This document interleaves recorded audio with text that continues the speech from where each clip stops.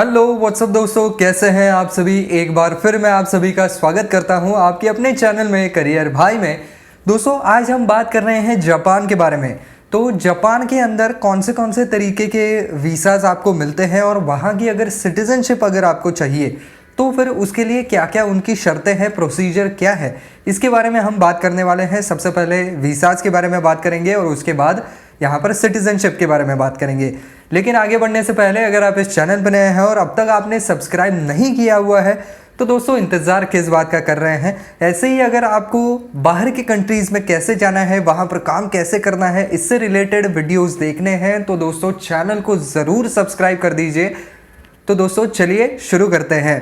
तो दोस्तों शुरुआत हम करेंगे यहाँ पर टूरिस्ट वीज़ा से। तो इसके बारे में ज़्यादा कुछ बताने लायक है नहीं। टूरिस्ट वीज़ा आप जानते ही होंगे, अगर आप वहाँ पर घूमने जाते हैं तो आपको टूरिस्ट वीज़ा जो है वो ऑब्टेन करना पड़ता है, तभी आप जा सकते हैं। लेकिन इसके अंदर और एक तरीके का वीज़ा भी आता है जो कि है longer stage for the wealthy. तो जो लोग वहाँ पर वेल्दी है वो वहाँ पर लॉन्गर स्टे कर सकते हैं, लेकिन उसके लिए उनकी जो सेविंग्स है वो 30 मिलियन येन्स की होनी चाहिए। तो उतना अगर आपका सेविंग है और अगर आप एक साल तक जापान के अंदर इंडिपेंडेंटली रह सकते हैं आपके स्पाउस के साथ, तो फिर आपको एक साल का टूरिस्ट वीज़ा दे दिया जाता है और वो पूरे एक साल में आप पूरा जापान जो है वो डिस्कवर कर सकते हैं, अलग अलग जगह पर साइट सीइंग कर सकते हैं। हालांकि इसके अंदर आपको कोई भी पेड एक्टिविटीज़ के अंदर इन्वॉल्व होने का चांस नहीं मिल पाता है, लेकिन वहाँ के जो शॉर्ट ड्यूरेशन कोर्सेज वगैरह हैं तो उसके अंदर आप इन्वॉल्व हो सकते हैं, जो कि शॉर्ट ड्यूरेशन के कोर्सेज होते हैं 3 महीने, 4 महीने, 6 महीने, 1 साल। तो वो कोर्सेज आप वहाँ पर जाकर के पूरे कर सकते हैं। अब बात करते हैं वर्किंग इन जापान। तो यहाँ पर वाइट कॉलर वर्क के लिए भी आपको अलग से वीज़ा दिया जाता है।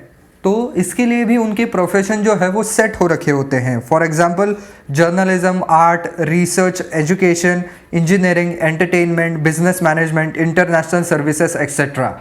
तो इनमें से किसी जॉब से अगर आप चेंज करना चाहते हैं, स्विच करना चाहते हैं, तो आपको आपका स्टेटस ऑफ रेसिडेंस भी चेंज करना पड़ेगा और आपके टाइप ऑफ वीज़ा भी चेंज करना पड़ेगा। जनरली ये जो वीज़ा है वो आपके एम्प्लॉयर की तरफ से ही आपको स्पॉन्सर किया जाना चाहिए। यानी कि बेसिकली अगर आपको वहाँ पर काम करने के लिए जाना है तो आपके पास वहाँ की कोई जॉब ऑफर होनी चाहिए, तो ही वहाँ का एम्प्लॉयर जो है वो आपके लिए वीज़ा स्पॉन्सर करेगा। अब ये जो वीज़ा है वो जनरली आपको 4 मंथ से लेकर के 5 साल तक का मिल जाता है। हालांकि जो 4 मंथ का होता है वो अगर आपको मिलता है तो वो एक्सपेंडेबल भी होता है। तो ये टाइप का वीज़ा अगर आपको मिलता है, वर्किंग वीज़ा मिलता है, तो आप उसके ऊपर जो है वो आपके डिपेंडेंट जो है, यानी कि आपके फैमिली मेम्बर्स, आपकी स्पाउसेस, उनको जापान के अंदर लेके आ सकते हैं, वो आपके साथ रह सकते हैं। लेकिन उनको इमिग्रेशन ऑफिस के परमिशन के बगैर किसी भी पेड एक्टिविटीज़ के अंदर हिस्सा लेने का वहाँ पर परमिशन नहीं होती है। और साथ ही साथ अगर उनको परमिशन मिल भी जाती है तो भी हफ्ते के कुछ सेट आवर्स ही होते हैं, उतने आवर्स ही आप काम कर सकते हैं। तो पेड एक्टिविटीज़ का मतलब ही मेरा ये है कि आपके स्पाउसेस जो है वो अगर डिपेंडेंट वीज़ा के ऊपर आए हुए हैं तो वो वहाँ पर जाकर के फुल टाइम जॉब नहीं कर सकते हैं। अगर उनको जॉब करना है तो इमिग्रेशन ऑफिस से उनको परमिशन लेनी पड़ेगी और वो भी एक पार्ट टाइम जॉब या कम टाइम वाला जॉब ही कर सकते हैं, फुल टाइम जॉब नहीं कर सकते हैं। इसके अलावा स्किल्ड वर्कर वाले कैटेगरी के अंदर भी आप आ सकते हैं। तो उसके अंदर कई सारे यहाँ पर फील्ड्स हो सकते हैं, जैसे कि कंस्ट्रक्शन हो गया, हॉस्पिटैलिटी, नर्सिंग, मैन्युफैक्चरिंग, इनमें से कोई भी फील्ड हो सकता है जिसके अंदर आप काम करते हैं। और इसके लिए एप्लीकेंट्स के पास कोई भी डिग्री की ज़रूरत नहीं है, बस वहाँ के कुछ स्किल टेस्ट जो होते हैं, टेक्निकल टेस्ट, वो आपको पास करने होते हैं। और साथ ही साथ जापानीज़ लैंग्वेज की भी कुछ टेस्ट होती हैं, वो भी आपको पास करनी पड़ेगी। अब इसके अंदर भी 2 टाइप है, टाइप 1 और टाइप 2। तो टाइप 1 के अंदर जो है वो यहाँ पर 5 साल तक वो वर्कर्स जापान के अंदर रह सकते हैं, लेकिन वो अपने फैमिली मेम्बर्स को वहाँ पर नहीं ला सकते हैं। वहीं पर जो टाइप 2 वाले लोग हैं, जो टाइप 2 में अप्लाई कर सकते हैं, वो लोग ऐसे हैं जिनके पास यहाँ पर क्वालिफिकेशन काफ़ी ज़्यादा हाई है, उनको हाईली क्वालिफाइड वर्कर्स कहा जाता है। और इन लोगों को जो है वो अपनी फैमिली जापान में लाने का अधिकार हो सकता है या होता है। लेकिन जो वर्कर्स टाइप 1 में है वो बाद में जाकर के टाइप 2 में स्विच भी कर सकते हैं या अपग्रेड भी कर सकते हैं अगर उनका क्वालिफिकेशन वैसा रहा तो। और उनको 5 साल तक फिर वेट भी करना पड़ेगा, तो 5 साल के बाद वो टाइप 2 के लिए अपग्रेड कर सकते हैं और उतने में उनके स्किल्स जो है वो भी काफ़ी ज़्यादा हाई हो जाते हैं। इसके अलावा टेक्निकल इंटर्न ट्रेनिंग प्रोग्राम भी वहाँ पर चलाया जाता है। तो ये वो स्किल्स हैं जो कि वो फॉरेन वर्कर्स जो है वो बाहर के उनके कंट्री में रह करके एक्वायर नहीं कर सकते हैं, तो वो वर्क प्लेस में आकर के ही एज अ ट्रेनी के तौर पर काम करते हैं और स्किल एक्वायर कर लेते हैं। और वहाँ पर कुछ साल काम करने के बाद जो है वो टाइप 1 के लिए वहाँ पर अप्लाई कर सकते हैं। उसके 5 साल के बाद वो टाइप 2 के लिए भी अप्लाई कर सकते हैं, यानी कि उनके फैमिली मेम्बर्स को भी वो जापान लेके जा सकते हैं। और इस तरीके के जो ट्रेनीज़ हैं वो ज़्यादातर करके ईस्ट एशिया और चाइना से ज़्यादा जाते हैं। इसके अलावा आप स्टडी वीज़ा के लिए भी अप्लाई कर सकते हैं। तो ये जो शॉर्ट ड्यूरेशन के कोर्सेज होते हैं उनके लिए आपको स्टडी वीज़ा नहीं मिल पाता है, जो कि फुल टाइम कोर्सेज हैं, और जो लॉन्ग टर्म कोर्सेज हैं उन्हीं के लिए आपको स्टडी वीज़ा जो है वो मिल पाता है। तो इसके लिए आपको जापानीज़ एम्बेसी या कॉन्सुलेट के अंदर आपको अप्लाई करना पड़ेगा, जो कि आपके कंट्री के अंदर है। लेकिन इसके लिए भी आपको जो है वो अगर कोई स्कॉलरशिप मिली है किसी एजुकेशनल इंस्टीट्यूशन से तो वो भी आपको उसके कागजात दिखाने पड़ते हैं, और साथ ही साथ इस बात का प्रूफ होना चाहिए कि आपके पास इतने सफिशिएंट फंड्स है कि आप आपके स्टे के दौरान पूरा इंडिपेंडेंट लाइफ जी सकते हैं।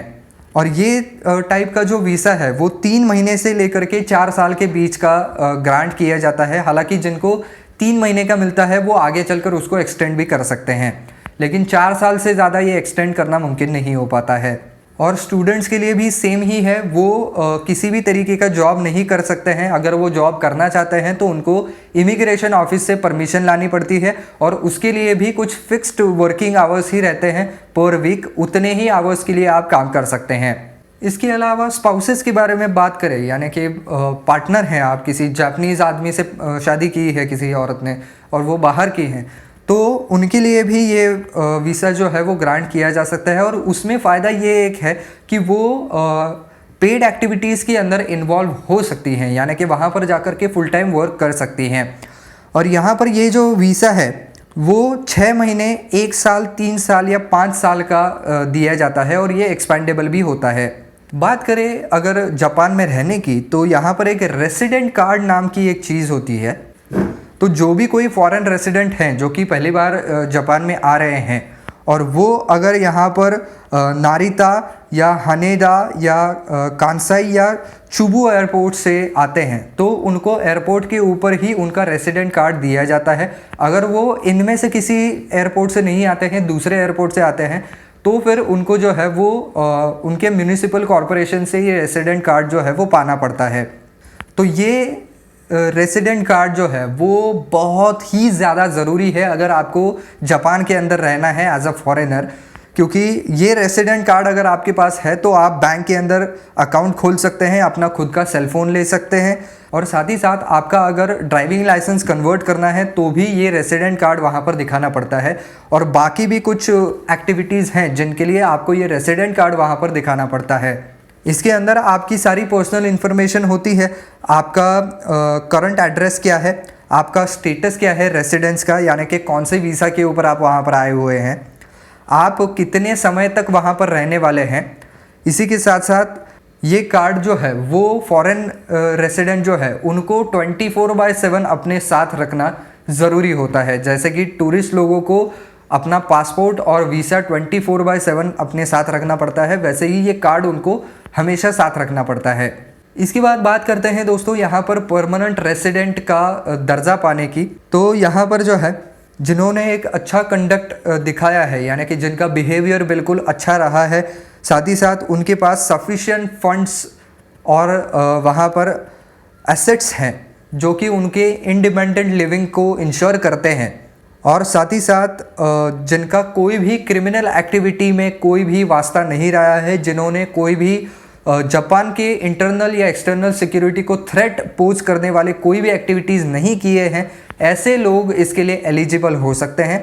और उसके लिए जो है वो जापान में रहने का भी उन्होंने क्राइटेरिया रखा हुआ है, जो कि हाईली स्किल्ड प्रोफेशनल है और उनके स्पाउसेस हैं, उनको मिनिमम 5 साल तक वहाँ पर रहना पड़ता है, लेकिन ये 1 साल तक कम भी किया जा सकता है अगर बहुत ही ज़्यादा हाईली क्वालिफाइड हैं और उनका योगदान काफ़ी ज़्यादा रहा है, तो 1 साल भी इसको कम किया जा सकता है, यानी कि 5 साल से लेकर के डायरेक्टली 1 साल तक भी इसको लाया जा सकता है। तो 1 to 5 ईयर्स ऐसा पकड़ सकते हैं आप।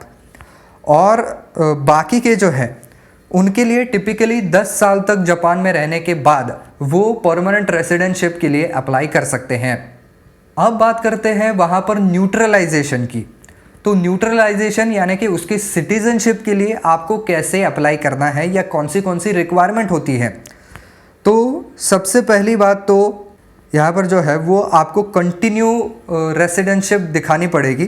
तो जैसे कि मैंने पहले कहा कि जो हाईली स्किल्ड वर्कर्स हैं उनको 1 से 5 साल और जो अदर लोग हैं उनके लिए 10 साल तक ये पीरियड रहता है। हालांकि अगर स्पाउसेस हैं तो उनको ये चीज़ लागू नहीं होती है। साथ ही साथ जो भी कोई आदमी है वो 20 साल से ज़्यादा की उम्र का होना चाहिए। उसका मॉरल कैरेक्टर जो है वो बिल्कुल सही होना चाहिए, यानी कि किसी भी तरीके के पछड़े में वो आदमी नहीं पड़ा हुआ होना चाहिए, यानी कि रास्ते पे झगड़े हो रहे हैं या उसके ऊपर कोई आरोप लगाया गया है या पूरे एक समाज के लिए वो थ्रेट बनता जा रहा है, तो ऐसे कैरेक्टर वाले लोगों को ऑब्वियसली वहाँ पर नेशनलिटी नहीं मिलेगी। इसी के साथ साथ फाइनेंशियल स्टेबिलिटी को जापान बहुत ज़्यादा इंपॉर्टेंस देता है। तो जापानीज़ गवर्नमेंट ये ज़रूर देखेगी कि आप या आपके साथ साथ जो भी कोई लोग हैं वो फाइनेंशियली इंडिपेंडेंट है या नहीं। तो जापानीज़ गवर्नमेंट कभी भी ये नहीं चाहती है कि गवर्नमेंट के ऊपर बोझ बनने वाले लोग उनके यहाँ पर एज ए नेशनल के तौर पर रहें। साथ ही साथ जापान का एक और रूल ये है कि आप अगर जापानीज़ सिटीज़नशिप लेना चाहते हैं तो आपको कोई और सिटीज़नशिप नहीं मिल सकती है। तो जापान के अंदर ड्यूअल सिटीज़नशिप या मल्टीपल सिटीज़नशिप अलाउड नहीं की गई है। इसी के साथ साथ जापानीज़ जो कॉन्स्टिट्यूशन है उसको भी आपको रिस्पेक्ट करना पड़ेगा। अब बात करते हैं कौन से रिक्वायर्ड डॉक्यूमेंट्स हैं। तो यहाँ पर देखिए एप्लीकेशन फॉर्म चाहिए जिसके साथ 2 फोटोज़ आपके होने चाहिए 5 सेंटीमीटर बाय 5 सेंटीमीटर के। इसी के साथ साथ एक पूरा हैंड रिटन फॉर्म होना चाहिए जिसके अंदर रीज़न लिखा हुआ होना चाहिए कि आप जापानीज़ सिटीज़न क्यों बनना चाहते हैं, और ये पूरा का पूरा जो ऐसे है वो आपको जापानीज़ लैंग्वेज के अंदर लिखना पड़ता है। तो उन्होंने बाकी देशों की तरह कहीं पर भी ये नहीं लिखा है कि आपको अगर हमारे देश में आना है तो जापानीज़ की ये लेवल की पढ़ाई होनी चाहिए, वो लेवल की पढ़ाई होनी चाहिए। उन्होंने डायरेक्टली यही कह दिया है कि आपका फॉर्म ही पूरा जो ऐसे लिखना है वो ही जापानीज़ में लिख करके दे दीजिए। यानी कि बेसिक सी बात है, आपको अगर वहाँ पर सिटीज़न बनना है तो जापानीज़ लैंग्वेज आपको बिल्कुल अच्छे तरीके से आनी चाहिए।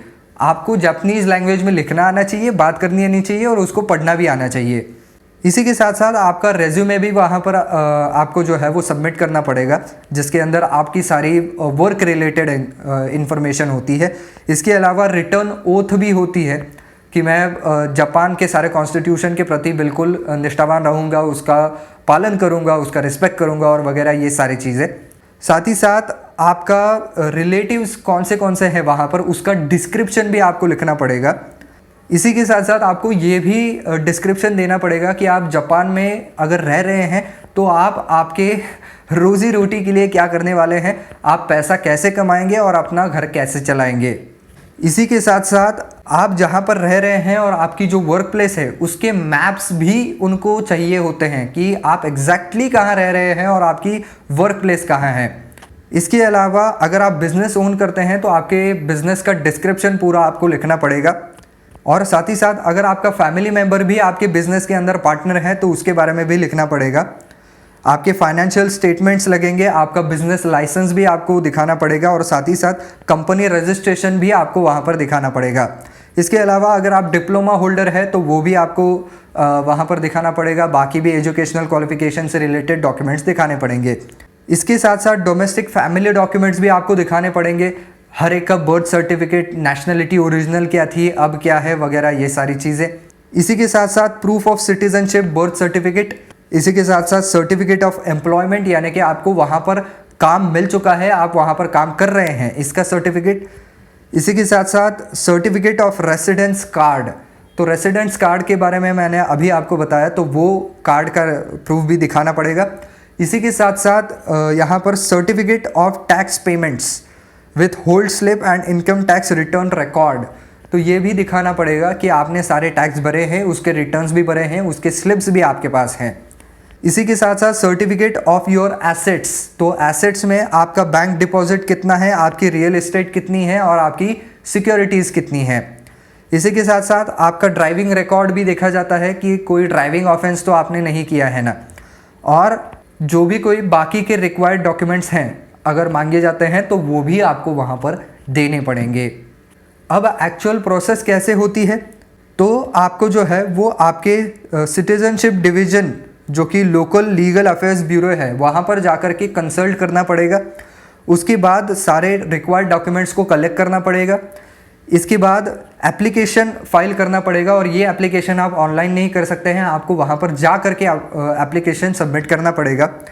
इसी के साथ साथ बाद में आपके एप्लीकेशन का एक्सेप्टेंस होता है और लीगल अफेयर्स ब्यूरो जो है वो सारा एप्लीकेशन आपका चेक करता है। इसके अलावा आपका लीगल अफेयर्स ब्यूरो के अंदर कुछ महीने बाद इंटरव्यू भी लिया जाता है। बाद में मिनिस्टर ऑफ जस्टिस की तरफ से यहाँ पर परमिशन ग्रांट की जाती है। इसके साथ ऑफिशियल गैजेट के तरफ से भी अनाउंसमेंट की जाती है और उसके अंदर अनाउंसमेंट डे भी वहाँ पर लिखा जाता है, मेंशन किया जाता है। उसके बाद आपको एक न्यूट्रलाइजेशन का सर्टिफिकेट इशू किया जाता है। इसके बाद आपको आपका एलियन रेसिडेंट कार्ड जो है वो वहाँ पर रिटर्न करना पड़ता है, क्योंकि ये जो कार्ड होता है वो फॉरेन नेशनल्स को दिया जाता है, तो उसके ऊपर उनका सारा वीज़ा का पीरियड वगैरह ये सारी चीज़ें होती हैं। तो क्योंकि अब अगर आप वहाँ के नेशनल ही हो रहे हैं तो वो कार्ड आपको सरेंडर करना होगा। इसके बाद आपको म्यूनिसिपल ऑफिस में जाना पड़ेगा और आपकी फैमिली का रजिस्ट्रेशन करवाना पड़ेगा और साथ ही साथ आपका नाम जो है वो आपको वहाँ पर चेंज करना पड़ेगा बैंक अकाउंट में, ड्राइवर लाइसेंस में और बाकी के डॉक्यूमेंट्स के अंदर। तो दोस्तों ये एक पूरी लंबी चौड़ी प्रोसीजर होती है अगर आपको जापानीज़ सिटीज़न बनना है तो बस दोस्तों आज के वीडियो में इतना ही। आई होप ये वीडियो आपको पसंद आया होगा, काम का लगा होगा। तो दोस्तों अगर वीडियो पसंद आया है तो वीडियो को लाइक ज़रूर कर दीजिए और साथ ही साथ वीडियो को ज़्यादा से ज़्यादा शेयर भी ज़रूर कर दीजिएगा।